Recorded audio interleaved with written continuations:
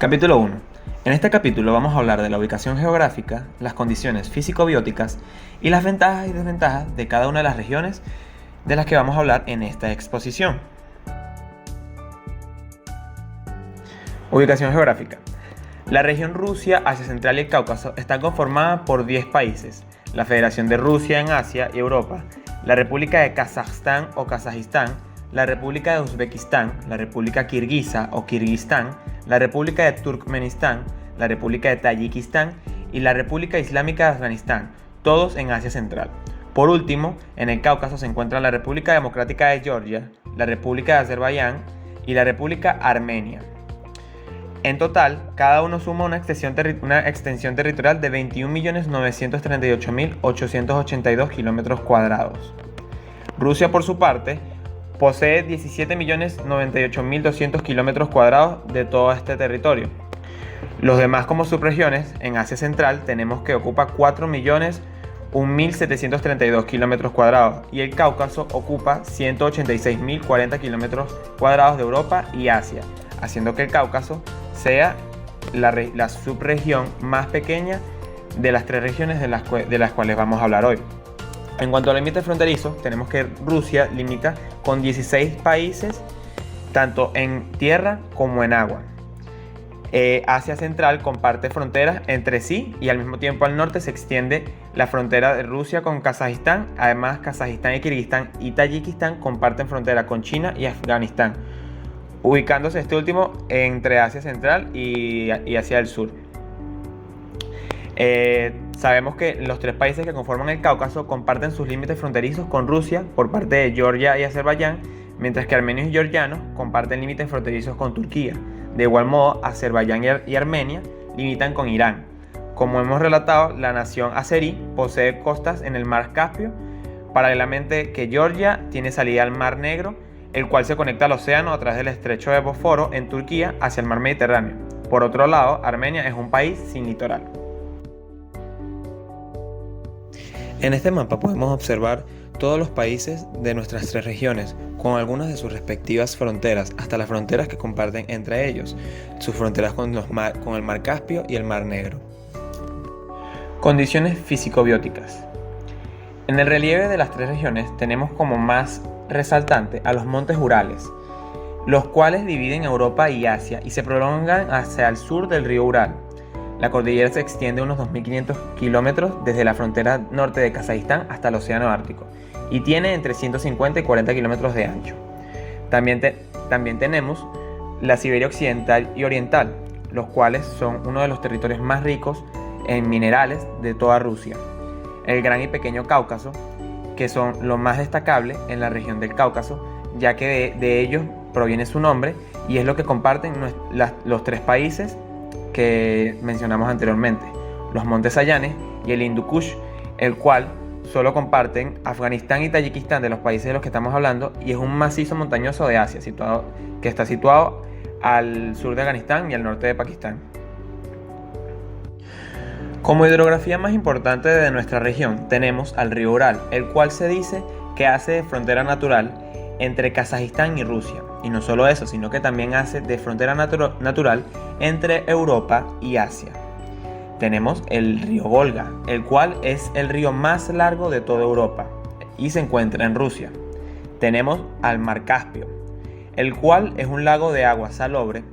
El agua salobre es un agua que no es tan salada como el mar, pero que no es tan dulce para ser considerado un mar de agua dulce. Y este se extiende entre Europa y Asia, haciendo frontera en países como Azerbaiyán, Irán, Kazajistán, Rusia y Turkmenistán. Y también tenemos el Mar Negro, el cual comparte solo frontera con Georgia y este le da conexión a con los océanos del mundo, a diferencia del Mar Caspio, que no tiene ninguna conexión con los océanos del mundo. En el clima tenemos que cada uno de los países de nuestra región comparte los tipos de clima que tienen los países que se encuentran entre las latitudes medias y altas sobre el trópico de Cáncer. Algo que también podemos destacar del clima de estos países es el fenómeno permafrost, el cual se trata de cuando la capa del suelo permanente se queda permanentemente congelada, pero no permanentemente cubierta de hielo o nieve. Algo muy interesante de esto es que durante cientos de miles de años el permafrost del Ártico ha acumulado grandes reservas de carbono orgánico. Y se dice que por el calentamiento global, cuando el permafrost se descongela, libera dióxido de carbono y metano a la atmósfera. Otra cosa que podemos destacar en el clima de nuestra región son las zonas desérticas. Asia Central posee grandes desiertos y Rusia a su vez también posee grandes desiertos, pero estos están congelados. Reservas naturales. Nuestros países tienen grandes reservas naturales, pero las más destacables son que en Rusia tiene la mayor reserva de gas natural del mundo y nuestros demás países poseen en su mayoría grandes reservas de petróleo, de la cual también se basan sus economías. Ventajas y desventajas de nuestra región. Como ventajas tenemos la proliferación de recursos naturales en toda la región, la extensa frontera marítima de Rusia, siendo este el país con la mayor frontera marítima del mundo, cercanía a grandes mercados de la región, viéndose Europa como los mayores mercados económicos y también China. Una extensa superficie territorial más que todo por el lado de Rusia, siendo este el país más grande del mundo. Y un atractivo turístico, viéndose en la actualidad Georgia siendo uno de los países que más aumento ha tenido en su turismo, Rusia teniendo los grandes paisajes ambientales que tiene, y también la cultura rusa también atrae mucho turismo, y los demás países que también se han visto obligados a aumentar su turismo. Como desventajas tenemos las severas condiciones climáticas en toda la región, tanto en Asia Central como Rusia. Rusia por ser extremadamente frío, Asia Central también por tener un clima extremo cuando se vea calor y también cuando se vea frío. Suelos poco aptos para el cultivo. Esto es algo que comparten todas las regiones de las que hablamos hoy, ya que podemos ver que en Rusia es difícil llevar cultivos en gran parte del país. En Asia Central pasa lo mismo, ya que hasta muchos países comparten una región que es muy importante para sus cultivos. También tenemos los vecinos conflictivos. Esto pasa más que todo con Asia Central, ya que está rodeado por los países que se consideran más conflictivos del mundo. La problema administrativa y logística, esto le pasa más que todo a Rusia, ya que al ser un país tan grande es muy difícil administrar todo sin que se vean en conflictos, se podría decir que en toda su historia. Y aguas pocos navegables como rutas comerciales, esto más que todo hablando de Asia Central, ya que Asia Central solo está conectado al Mar Caspio y el Mar Caspio no se encuentra conectado a ningún océano del mundo, lo cual complica que estos puedan comerciar por medio del mar, y por medio del mar es la forma más fácil de comerciar en todo el mundo. Capítulo 2. En este capítulo analizaremos los aspectos poblacionales, las pirámides poblacionales, la tasa de natalidad, la tasa de mortalidad infantil, que nos permitirá revelar el comportamiento de la región Rusia, Asia Central y el Cáucaso en términos poblacionales. Aspectos poblacionales. Rusia, Asia Central y el Cáucaso cuentan con una población de 271.241.413 habitantes aproximadamente, de la cual la población urbana apenas supera con un 50.5% a la población rural, la cual representa un 49.5%. Entre las ciudades más importantes o significativas de la región tenemos en Rusia a Moscú. La mayoría de los ciudadanos rusos viven en la capital de Moscú, que es la segunda ciudad más poblada de Europa. Es conocida por su rica cultura y su vibrante historia. Hoy en día, alrededor de 12,7 millones de personas viven en Moscú. Esta es la megaciudad más septentrional del mundo y la 11ª ciudad más poblada de la Tierra. En Afganistán tenemos a Kabul, que tiene una población de 2.970.713 habitantes aproximadamente, Como ciudad capital, las actividades culturales y económicas del país se centran aquí. En la última década, la economía de Kabul se ha abierto camino hasta convertirse en la quinta economía de más rápido crecimiento del mundo. Esta ciudad se remonta al siglo II después de Cristo. La ubicación privilegiada de la ciudad a lo largo de las rutas comerciales del centro y sur de Asia han contribuido en gran medida a su prominencia. En Armenia tenemos a Ereván. Es la capital administrativa, cultural e industrial de Armenia y también la ciudad más poblada de este país. Cuenta con una población de 1.073.700 habitantes aproximadamente, un poco más de un tercio de la población total. Es una de las ciudades habitadas más antiguas del mundo. Entre los aspectos poblacionales podemos mencionar los grupos étnicos. Antiguamente, los países que conforman esta región formaban parte de la Unión Soviética, por lo que puede observarse que sus países son multiétnicos gracias al flujo migratorio luego de la disolución de la Unión Soviética. Cada país tiene grupos étnicos propios, pero también predominan las etnias de sus países vecinos, contando especialmente con la presencia de los rusos. Sin embargo, países como Armenia pueden considerarse casi monoétnicos. Los principales grupos étnicos de la región son los uzbecos, los turcomanos, los tayikos, los kirguises, los kazajos, los georgianos, los azeríes, los armenios, los afganos y los rusos. También tenemos a la religión. Si bien en algunos países de la región permiten constitucionalmente la libertad de religión a sus ciudadanos, separando los asuntos estatales de las actividades religiosas, declarando que todas las creencias religiosas del país son iguales ante la ley.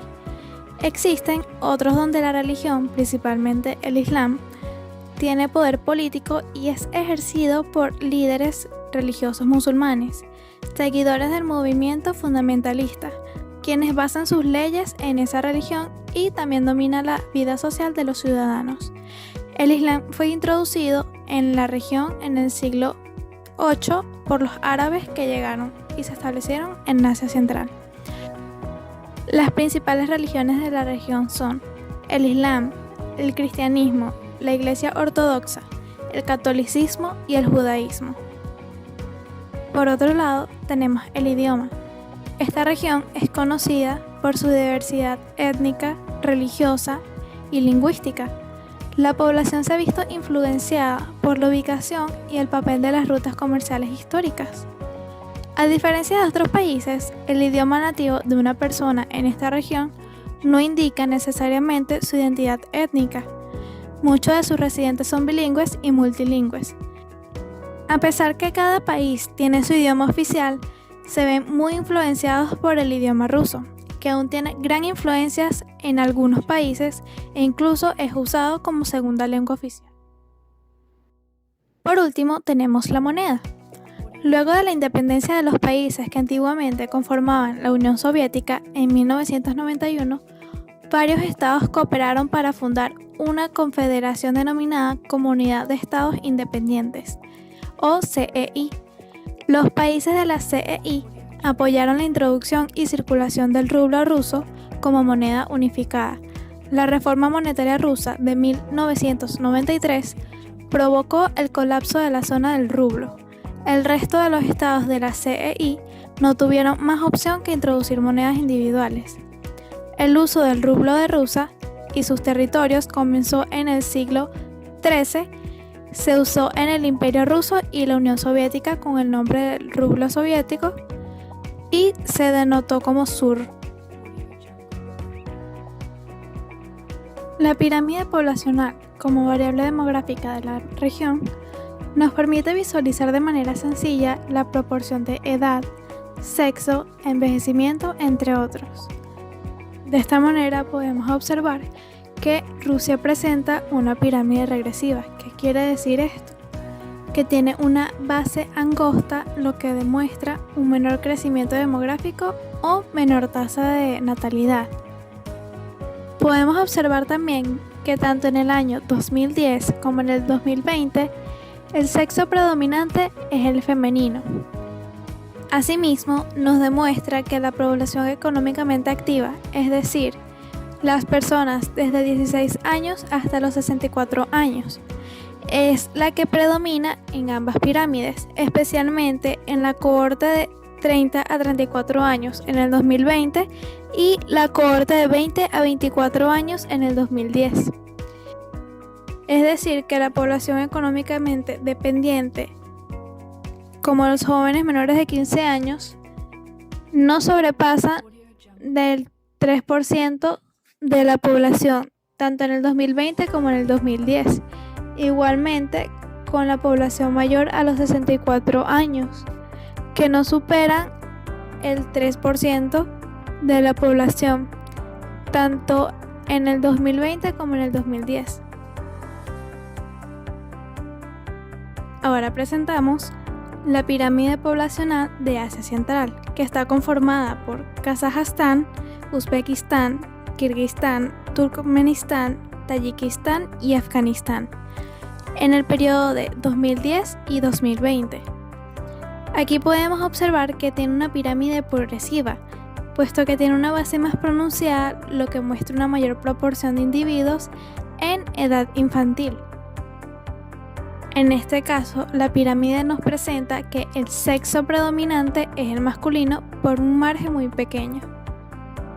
Podemos observar que la población dependiente, es decir, los jóvenes menores de 15 años, tienen un auge tanto en el 2010 como en el 2020, que no sobrepasan el 6%, mientras que la población dependiente mayores a los 65 años no sobrepasan del 1.4% en el 2020 y el 0.8% en el 2010.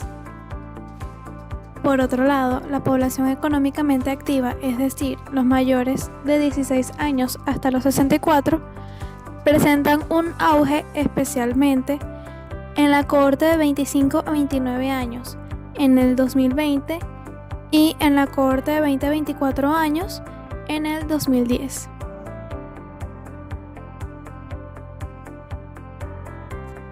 Por último, para el Cáucaso, conformado por Georgia, Azerbaiyán y Armenia, presentamos una pirámide progresiva, es decir, que tiene una base más pronunciada, lo que muestra una mayor proporción de individuos en edad infantil.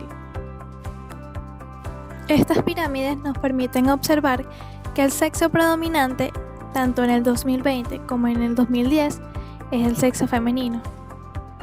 Además, nos demuestra que la población dependiente menores de 15 años tiene su auge especialmente en la cohorte entre 10 y 14 años en el 2020, mientras que en el 2010 la población dependiente menores de 15 años no presenta mayor auge.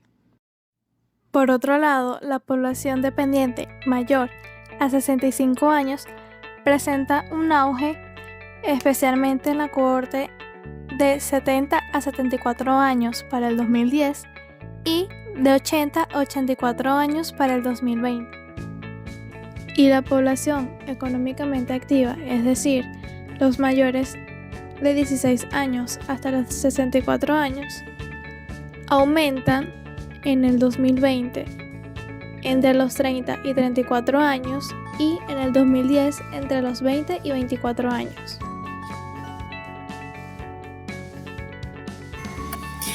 El gráfico de la tasa de natalidad como variable poblacional de la región refleja que los países que conforman el Cáucaso tienen un promedio de natalidad relativamente bajo, al igual que Rusia, mientras que Asia Central representa las cifras más altas. Por lo tanto, este último resulta ser el que más aporta a una tasa de natalidad alta en promedio total de la región.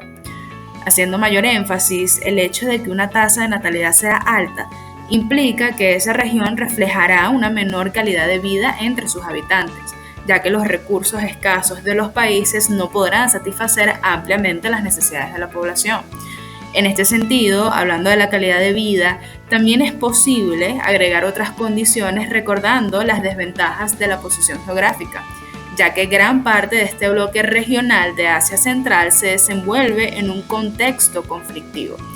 Afganistán figura como el ejemplo más célebre de este contexto, que precisamente tiene el promedio más alto de todos los países de la región. Por otra parte, aunque las proyecciones sobre la población indican un crecimiento, en las últimas décadas han habido grandes cambios en la región. Los índices de natalidad han disminuido a comparación con otros años evaluados. Cabe destacar que la contracción de la natalidad está atada a una serie de fenómenos que posiblemente van a ir propagándose por toda la región. La tasa de mortalidad, como otra variable poblacional, podemos notar que Tayikistán y Uzbekistán son los países con mortalidad adulta más baja de la región, y el resto de los países tienen más de la mitad de ese promedio de mortalidad, como es el caso de Georgia y Rusia. En forma general, el promedio regional de la tasa de mortalidad es moderada. Cabe acotar que, enlazado a la variación de los porcentajes de la tasa de mortalidad, están las diferentes causas de muerte. Por ejemplo, en los países de menor esperanza de vida, las enfermedades contagiosas como las de tipo diarreico, tuberculosis y otras enfermedades respiratorias siguen siendo causantes de una buena parte de las muertes. Asimismo, las grandes densidades de población, anudado a los índices de pobreza, hacen que este bloque regional sea más vulnerable ante los desastres naturales, incluyendo los que se originan por el hombre resultantes de los conflictos violentos que tienen lugar en la región, como hemos mencionado anteriormente. Cerrando este capítulo de aspectos poblacionales, incluimos el indicador de tasa de mortalidad infantil. En la gráfica se pueden apreciar porcentajes sumamente altos en la mayoría de los países, con una excepción a esta tendencia por parte de Rusia, Kazajistán, Georgia y Armenia, que presentan niveles de mortalidad infantil moderados. Sin embargo, volvemos a destacar que el promedio total a nivel regional es elevado.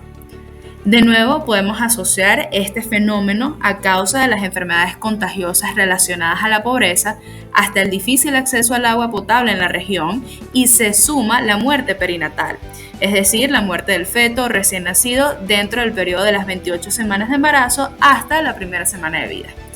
Con el promedio más alto de todos los países del bloque regional, resaltamos una vez más el caso particular de Afganistán, dado que los constantes conflictos armados se han llevado la vida de gran parte de los niños de su población. Como apreciación final, en líneas generales, los niveles de mortalidad infantil en la mayoría de los países que conforman la región son inaceptables en cuanto a las condiciones de vida que proporcionan a sus habitantes. Muy buenos días, soy Luis Lunar y mi punto es la geopolítica en la región y la dinámica geoestratégica de los países que la conforman. Comencemos pues con la ubicación de los países de la región. A primera vista, parece que fuese negativo que la mayoría de estos países no cuente con salida al mar, pues profundizando aún más, vemos que esto no es así, y lo que parece ser una posición desventajosa no lo es.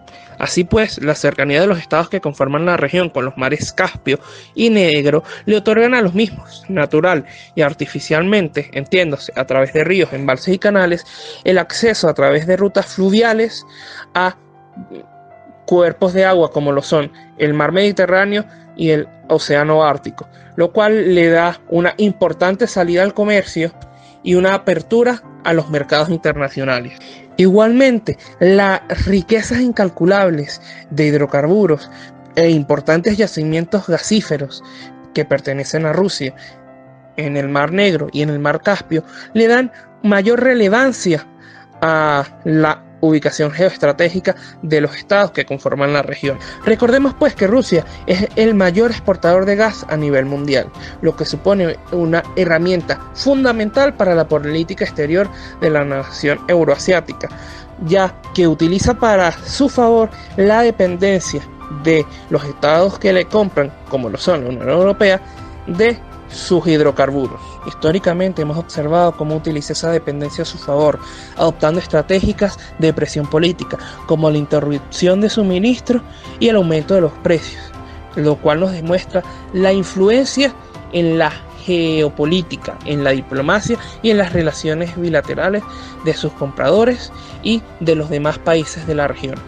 A su vez, Rusia depende de terceras naciones, la mayoría en el Cáucaso, a las cuales también se suman Tayikistán, Turkmenistán y Uzbekistán, ya que por los mismos recorren sus mayores redes de gasoductos y oleoductos. Las relaciones bilaterales de estos países comprenden una dinámica multifactorial que no solo se circunscriben a las riquezas petroleras y gasíferas de la región. En este sentido, la región es sede de importantes bases militares fundamentales para la estabilidad y la paz regional.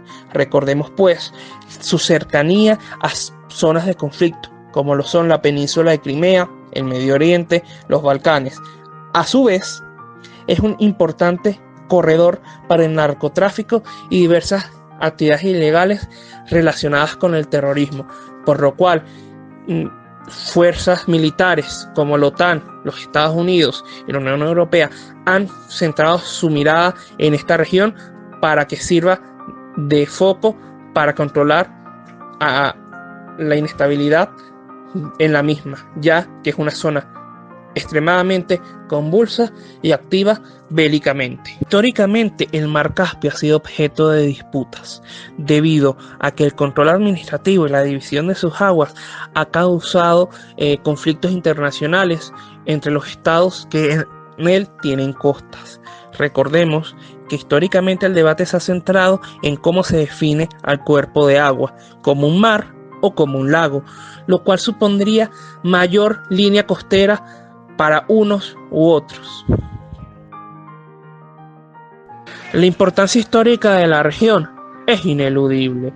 Los grandes imperios se han interesado en esta, dado su potencial militar, su posición céntrica en el planeta y su cercanía con el resto del mundo.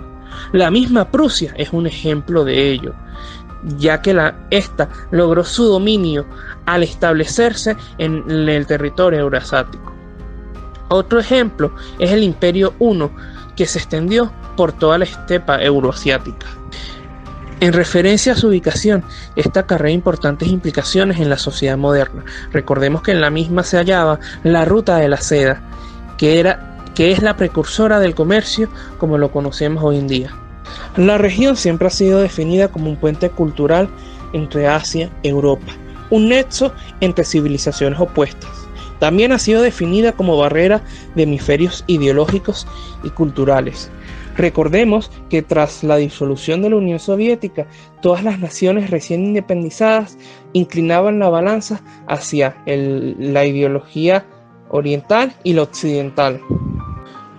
Como consecuencia de todo lo relatado, las riquezas naturales, el potencial militar y los conflictos de intereses contribuyen a que constantemente estos territorios sean el escenario de guerras civiles, conflictos bélicos, y que en líneas generales es un territorio, una región sumamente inestable y convulsa. En este sentido podemos destacar los casos de Abjasia, Osetia del Sur y Nagorno-Karabaj, naciones sin reconocimiento internacional apoyadas por Rusia, lo que nos marca la pauta como, a cambio de la lealtad al Kremlin, la Federación Rusa brinda su apoyo, lo que es una muestra del liderazgo y poderío que tiene la Federación Rusa en toda la región.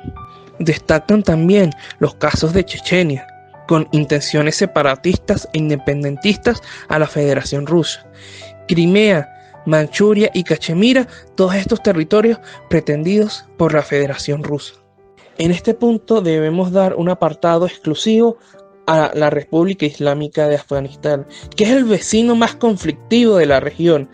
En el mismo se han suscitado un sinfín de guerras civiles y conflictos bélicos de carácter internacional en los cuales han intervenido cuerpos de paz de la ONU, de la OTAN y misiones y despliegues militares de los Estados Unidos y de la Unión Europea.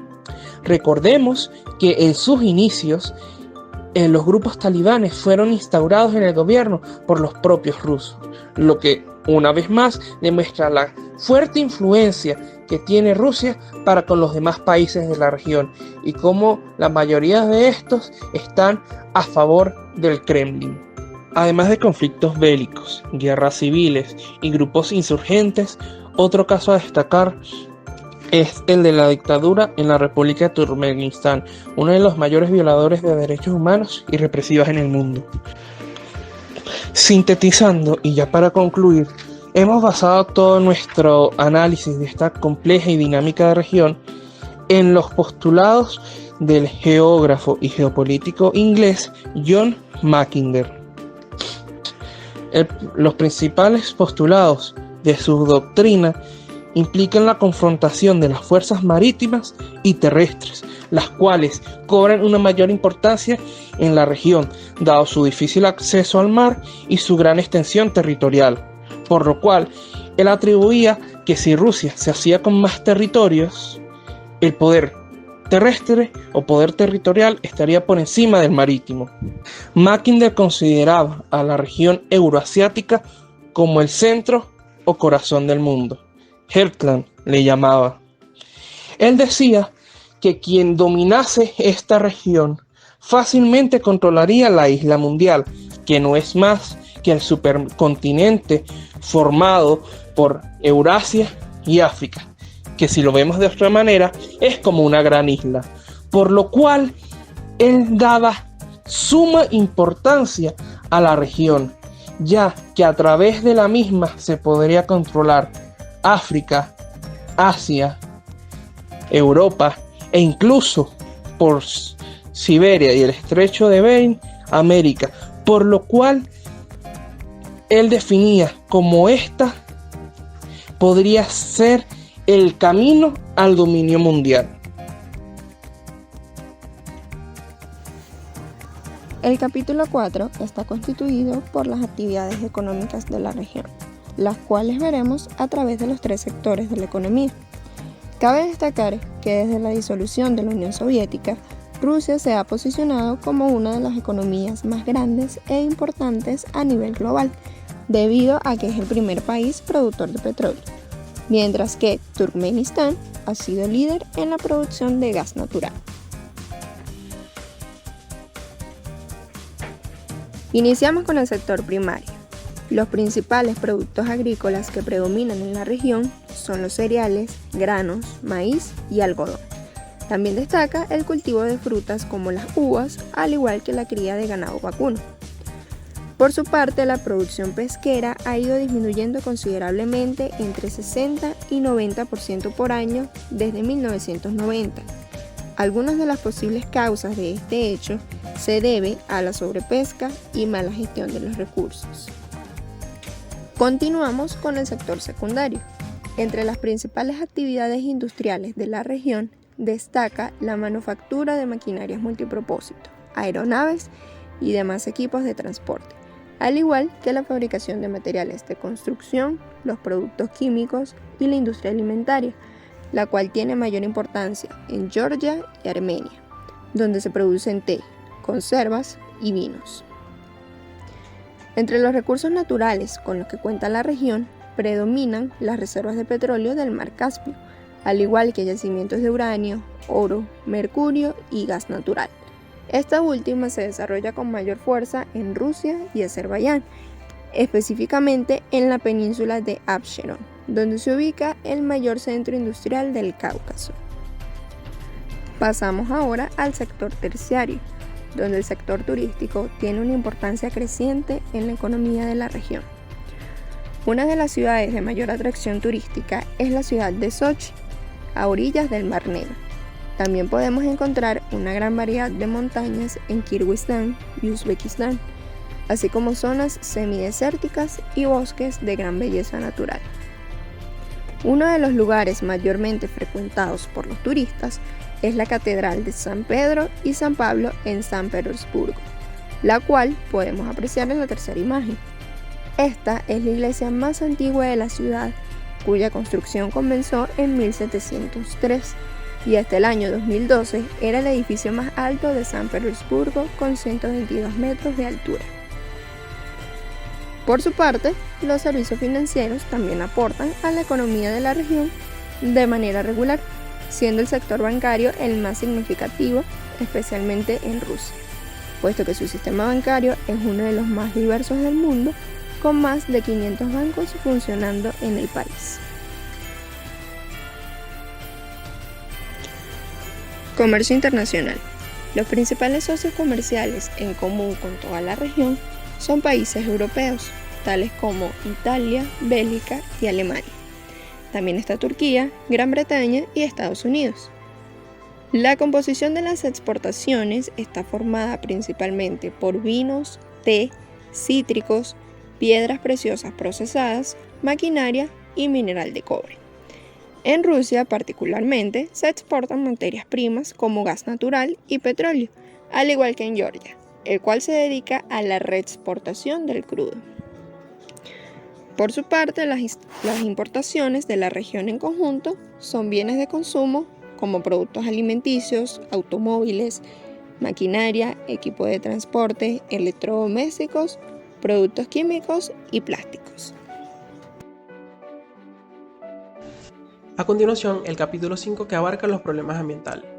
Es indudable el impacto antropológico en los ecosistemas del mundo, que dado el descuido y negligencia con la que se llevan a cabo ciertas actividades humanas, resultan en una grave y sistemática destrucción de los elementos que conforman los distintos biomas y ecosistemas.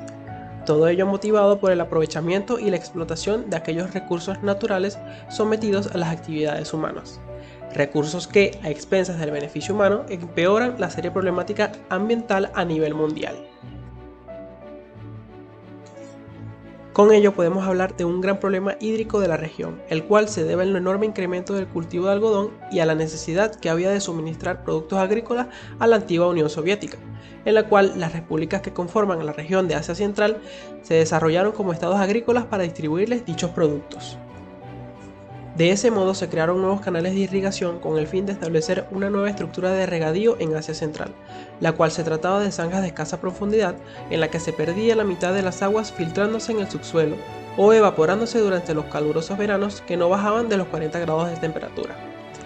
Esta evaporación de agua por el sistema de regadío establecido por la Unión Soviética iba dejando en el fondo de los canales una masa nociva de sal, fertilizantes, pesticidas y otros productos químicos que se filtraban al subsuelo, haciendo que dejaran de ser tolerables para el consumo humano, animal y vegetal. Debido a eso, el más afectado fue el Mar de Aral, situado en la frontera entre Kazajistán y Uzbekistán, el cual más del 90% de su cauce ha desaparecido en los últimos 50 años debido al uso excesivo de estas aguas. La desertificación es una clara consecuencia de ello, que después de décadas de sobreexplotación se han secado casi en su totalidad los ríos Amu Daria y Sir Daria, que alimentan el Mar de Aral.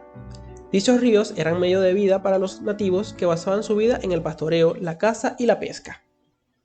Con la desaparición de estos yacimientos de agua, el clima local se vuelve más duro, los veranos traen calor extremo, tormentas de polvo y los inviernos son más fríos.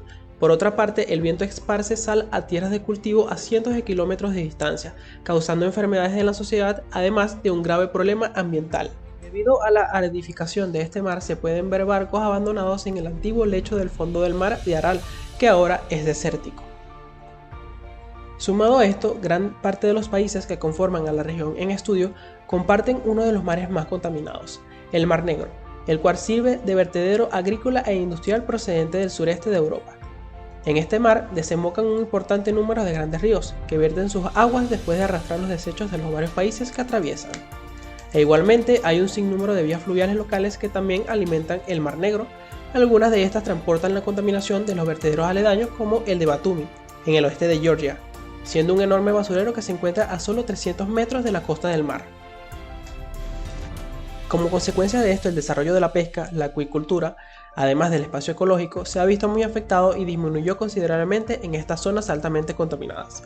El problema es de tal magnitud que algunos científicos llegaron a considerar que amplias zonas del mar, hasta 40.000 km² estaban completamente muertas. En esta imagen se puede apreciar la desaparición del mar de Aral, el cual más del 90% de su cauce ha desaparecido en los últimos 50 años debido al uso excesivo de estas aguas. Otra problemática ambiental se debe al intenso trabajo de desarrollo realizado por la industria petrolera y de gas, en la cual Rusia encabeza el país más contaminante entre los países de este bloque regional. Las condiciones climáticas extremas, junto con la falta de mantenimiento, han dado lugar a una filtración lenta pero constante de petróleo por las grietas de las tuberías. Además, sigue siendo ilegal la quema de gas asociado, 60% del cual es metano, siendo un poderoso contribuyente a la emanación de gases de efecto invernadero. El gobierno, por lo tanto, se encuentra inmiscuido en esta situación en la cual existe una corrupción importante impulsada únicamente por el lucro. Ofrecen saltos de impuestos a las industrias y hacen caso omiso de las violaciones de las compañías petroleras que se encuentran inutilizando las tierras que son de uso tradicional para la sociedad, debido a los beneficios que ésta proporciona. Además, la industria recibe devoluciones de impuestos para atraer gente de afuera que no tiene ninguna conexión con la tierra, lo cual puede ser perjudicial. De manera tal que grandes comunidades indígenas del norte de Rusia, de Siberia y del lejano oriente de Rusia, aproximadamente unas 250.000 personas, son los grupos más vulnerables.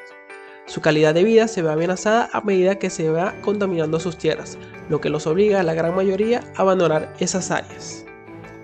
Cabe mencionar que estas comunidades dependen directamente de la pesca, de la caza, de la cría de ciervos y de la recolección. Por ello, el desarrollo de las industrias extractivas, de la pesca privada y de la industria en los bosques ha afectado negativamente a sus territorios tradicionales, así como a su derecho a mantener sus usos y costumbres en relación con la tierra. Por consiguiente, el cambio climático es una clara consecuencia de todos estos tipos de contaminación ya antes mencionado. Para ello se define el cambio climático como una exacerbada acción del efecto invernadero, resultado del incremento de las concentraciones de los gases de efecto invernadero, es decir, de la cantidad y variedad de algunos de los gases que la componen. Asimismo, los gases de efecto invernadero son componentes gaseosos de la atmósfera, naturales y resultantes de la actividad humana, que absorben y emiten radiación infrarroja. Cabe destacar que Rusia encabeza entre los países que más contribuyen a las emisiones de gases de efecto invernadero, entre ellos uno de los gases más importantes, el dióxido de carbono, entre los países de Asia Central y el Cáucaso. Asimismo, el aumento de precipitaciones y el derretimiento de los glaciares incrementarán los riesgos de escasez de agua y de inundaciones en Asia Central, debido a la contaminación y el cambio climático. Dicha problemática se ha visto agravada por todo el conjunto de problemas ambientales presentes en la región y se estima que a mediados de siglo, especialmente bajo condiciones que conduzcan a un aumento de temperatura de 4 grados centígrados, la inestabilidad en el suministro de agua constituirá un riesgo para la agricultura, la cual ya se ha visto gravemente afectada. Desde el inicio del siglo XX, los glaciares de Asia Central han perdido un tercio de su volumen. Según las previsiones del Banco Mundial, en un mundo donde haya un aumento de 2 grados centígrados, el volumen de los glaciares se reducirá alrededor del 50% y se perderá el 25% de la capa de nieve en el hemisferio. Mientras que en un mundo donde haya un aumento de 4 grados centígrados, dicha reducción alcanzará el 80%.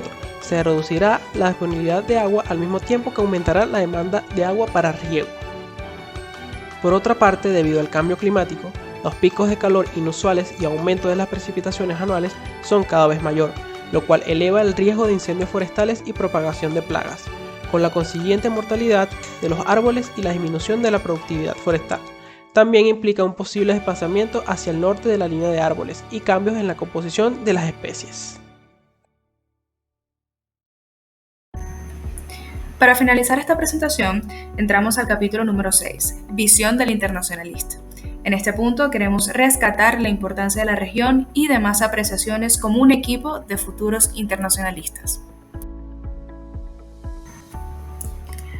Al analizar el bloque regional Rusia, Asia Central y el Cáucaso, resulta casi imposible no ubicar a la Federación Rusa como el punto de mayor influencia. Una potencia mundial por excelencia y una nación que convierte su liderazgo en la herramienta que regula la dinámica de este bloque regional en cualquier contexto. Vemos cómo las políticas de cooperación e integración regional se basan en gran medida en el poderío ruso, fenómeno que es apreciable en lo político, militar, social y económico, áreas en las que Rusia guía a sus vecinos. Esto moldea indudablemente el panorama de las relaciones entre los estados que conforman la región estudiada, la cual resulta ser el escenario de múltiples conflictos de intereses, desde la explotación de los recursos que la componen hasta la instauración de operaciones militares fundadas para la búsqueda de la paz y la estabilidad regional. Además, vale mencionar que la cercanía geográfica entre los estados ha consolidado su relación más importante como aliados comerciales, a su vez que poseen entre ellos condiciones de vida distintivas que ayudan a ilustrar la importancia individual como país y lo que aportan a un nivel regional. Finalmente, como un aporte fundamental, la geografía económica, siendo la disciplina que sirvió de enfoque en esta presentación, resulta ideal su estudio para esclarecer el comportamiento en la región Rusia, Asia Central y el Cáucaso, al mismo tiempo que logra realzar este bloque del resto de los sistemas regionales a nivel internacional.